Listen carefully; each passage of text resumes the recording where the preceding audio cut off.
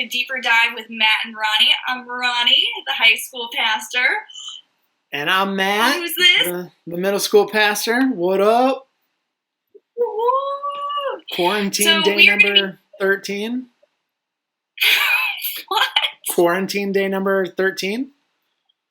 I know. I already counted until April 7th, and I think we have 12 more days. Yeah, if we are allowed back by April 7th. But anyway. It could be extended. But we are going to be taking some time each week to dive a little bit deeper into reading and journey through Mark. And Matt and I just kind of want to talk about what we are taking away from it. And so we're just going to go right into it, dive on in, and talk about what we learned from today's reading. And what I love about today was there actually was quite a lot to read, which I feel like it really varies from day to day how much you have. Like either it's a page or one page. This was like 3 pages of stuff. Definitely. But I love it so much because I kind of like it when Jesus gets sassy and kind of really like clearly calls people out on stuff. For sure. What I know. It's just sometimes it blows my mind and I'm like, just call him out, Jesus.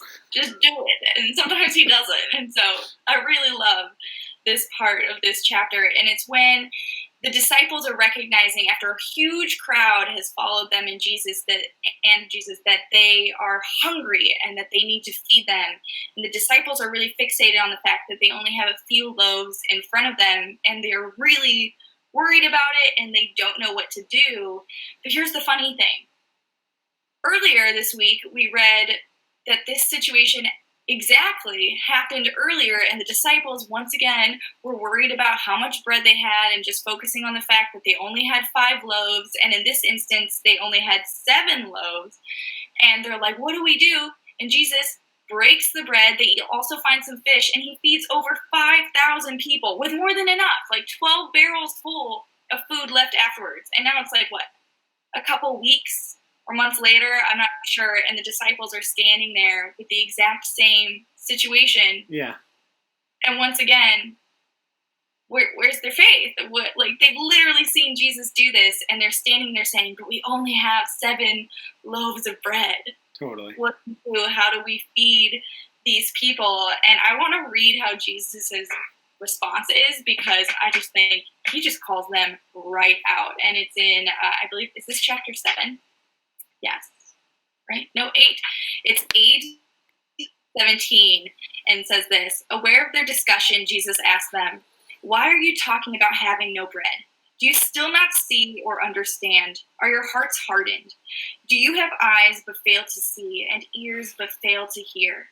And don't you remember when I broke 5 loaves for the 5,000, how many basketfuls of pieces did you pick up? 12, they replied. And when I broke the 7 loaves for the 4,000, how many basketfuls of pieces did you pick up? They answered 7. He said, so then, do you still not understand? And I love that because Jesus is just straight up calling him out. And also, let me correct. This is after both times. Sorry, I thought it was in between. This is after both times. Yeah. And it's just mind-boggling that the disciples would see this and still doubt and still question. And I try and look at that and remember that more likely than not, I'm going to respond the way the disciples responded than the way Jesus would. And trying to understand how would I have understood this. And what it seems like to me is that the disciples are just so focused on what's in front of them. So focused on what they can physically see, what they can physically hold, what they can actually hold up and say, this is what I have, that they're unable to like see Jesus and trust in who he says he is and what he will do and know that that is what they have. And I think about that and I just wonder, like, what in my life do I hold on to so tightly that I can't see what Jesus is trying to offer me or what Jesus is willing to do? And I've been thinking about that all day, and honestly, it's a lot. There's a lot of things in my life that I'm too focused on what I have and what's right in front of me that I don't think I always see who Jesus is. Totally. You know? I think it speaks a lot to like how quickly we forget the goodness of God. Like, yeah. And like that's such a theme in Scripture. Like even just in the Old Testament of the Israelites of just constantly going through these cycles of disobedience and them being taken over by another nation. And like, I Yeah. mean, they're literally traveling with Jesus. They've seen him do this before. And they're like, but how? And Jesus is like, you idiots. Are you idiot? I wish Jesus would, like, I wish there was like a modern sarcastic language translation of the Bible, because I'd love to see how Jesus would respond in those. Like, you Oh, morons. I just there, did this. there probably is a translation like that. I think you just gotta get on Amazon and find it. I know there was a cat translation one time. A what translation? I remember just reading about it. There's like a cat translation. I don't know how to explain that, but that's what I read. I can't even wrap my mind around that. I don't know.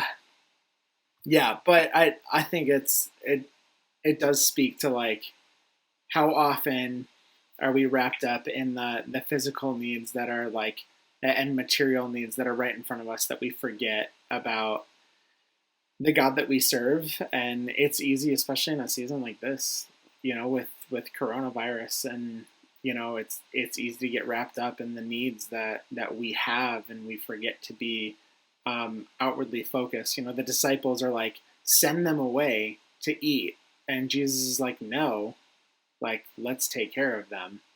And Mm-hmm. I think a lot of us are being forced with that same decision in these times of like, are we caring for ourselves and for our personal family, or are we reaching out and trying to help people who are in need, or um, the elderly or the vulnerable who might need some extra hands in this season? And Oh yeah. yeah. I think it's so easy also in this season to be like, I can't go to church. I can't be a part of the church right now. I can't see my friends. I can't be a part of community. And it's like, I can't do God's work. But that's not true. Mm-hmm. Like, there's so much we can do to like love others and love others well. There's so much we can do to connect and be the church and to build community. It's just, we got to be willing to not just be entrapped by what's in front of us and be looking towards who Jesus is and how would he respond in this situation. For sure. For sure. It's awesome. I think one of the things that stood out to me in this week's reading was like how often Jesus would perform a miracle, and then at the end of it he would say, but don't tell anybody that I did this. Like, it was always kind of like why are you being so sneaky, Jesus? And like, obviously, like, I know there was a greater purpose of like, there was more that he had to accomplish on earth before he became more well known and oppressed by the Pharisees and the religious leaders and things like that. But there were so many times where Jesus would perform a miracle, and then he'd be like, but shh, don't say anything. Don't tell anybody about this. And of course, like, they never listened. Much like myself today, I feel like Jesus tells me stuff all the time, but I just don't listen. But one of the passages that really stuck out to me this week was in Mark chapter 5, starting in like verse 11, I think it is, or no, it's in chapter 5, but the whole interaction where the guy is possessed by a demon, and Jesus says, who are you? And he says, we are legion, for we are many. And Jesus casts the impure spirit out into this herd of pigs, and how they basically, this herd of 2,000 pigs just runs down this steep bank and into a lake, and they drown. And first thought was, man, what a waste of bacon. That was my first thought. But my second thought was like, as you keep reading in verse 17, it's interesting to see how the town reacts. And it says, then the people began to plead with Jesus to leave their region. And at first you're kind of like, why? Like, he just cleansed this guy of an impure spirit. Like, clearly they can see Jesus has power, supernatural power. But then, like, understanding the context of like, pigs are currency in this time, livestock, that's currency. That's somebody's money. that literally just went into the lake and became null and void. And so you can understand the frustration of why the town might react this way. But I love the interaction that takes place right after that, because the guy who Jesus casts the impure spirit out of, he goes to Jesus. The Jesus and the disciples are getting ready to get on a boat and head out, and he goes and he begs and pleads Jesus to go with them. And Jesus says, "No, don't come with me." But in this instance, Jesus responds differently than he has after previous miracles. He says, "Go back to your hometown and tell everyone. Tell everyone about the mercy that the Lord has had on you." And the guy responds, and it says that the people were amazed. And what I love about this is, I think so often in our faith, we treat it as a very private thing. Like if it was just me and Jesus, it'd be awesome. But we forget about this public aspect of our faith, that we are commissioned to share our faith with other people, and how when we do, and I think the greatest testimony to anybody about the work of Jesus is a transformed life. And this guy's life was obviously transformed. He went back to his town. He told them all about it, and they were amazed. And so often, I think we treat our own faith as something that's more private and personal, and that's me and Jesus. And I don't want to talk about religion because that's looked down upon. But there is this public aspect to our faith, where Jesus says, "Go out and share, tell people about the mercy that the Lord has had on you." And so, that's just kind of what stuck out to me this week. So often there was like this theme of Jesus saying, "But don't tell anybody." But in this instance, Jesus says, "Go back to your hometown, tell everybody." And I don't know, it kind of stuck out to me. And it kind of leads us into our challenge. And our challenge this week was, Jesus spent his time with people of different backgrounds, social classes, genders, and beliefs. His ministry was countercultural, and he made sure everyone was welcomed. This week, reach out to someone in your life who is different than you. It could be someone in your class, on your team, or at church. Look for an opportunity to introduce yourself and try to get to know them. And we're in a season where that might look a little different, because if you try to get to know somebody new, you should definitely keep social distancing rules in place. But yeah, that's what stuck out to me. Roni, any final thoughts? No, I think the only thing I want to say is, I think this challenge is a real challenge, especially for now in this season, because one, it's not just a challenge of figuring out how to make yourself be better at it, but how to do it in this new world we're living in this new way of distancing and communicating. And I mean, your guess on what this looks like could be as good as anybody else's. And I think it's just a thing of trial and error. Definitely. Out.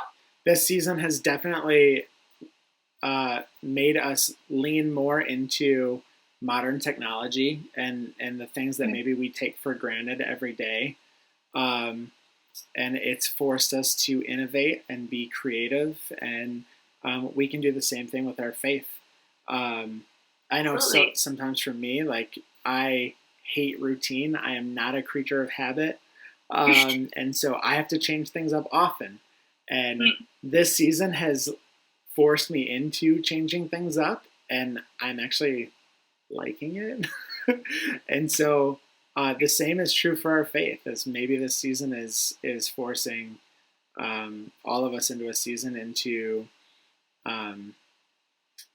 innovating and creating new ways of connecting with people who maybe we wouldn't normally connect with. So Yeah, and I just want to make sure I say that if you guys are trying to figure out a way to do that, you can always reach out to Matt and I, because we'd be more than happy to help in any way we can, if we can.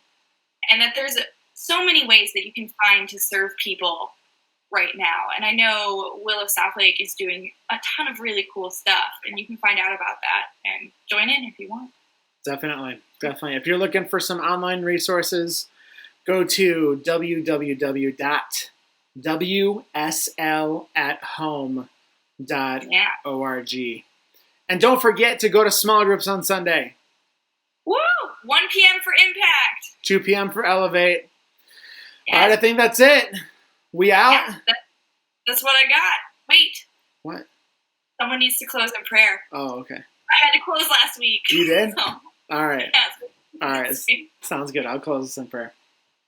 God, right. Thank you so much for this. Honestly, the gift of modern technology, where we can even meet together and have a conversation like this, and even see each other without being in the same location. God, I pray that this week that you would help us to innovate and create new ways that we can reach out to people and share our faith with them in ways that maybe we haven't been able to before, or in a way that this season is forcing us to. I pray that in this season of we have a little more free time on our hands. God, I pray that it would be a time where we would be able to relax and practice self-care and take some more time to rest and grow in our relationship with you. God, we love you, and we pray all these things in your name. Amen. Amen. All right. Thanks, Matt. We'll see you guys. Yeah. Bye, everybody.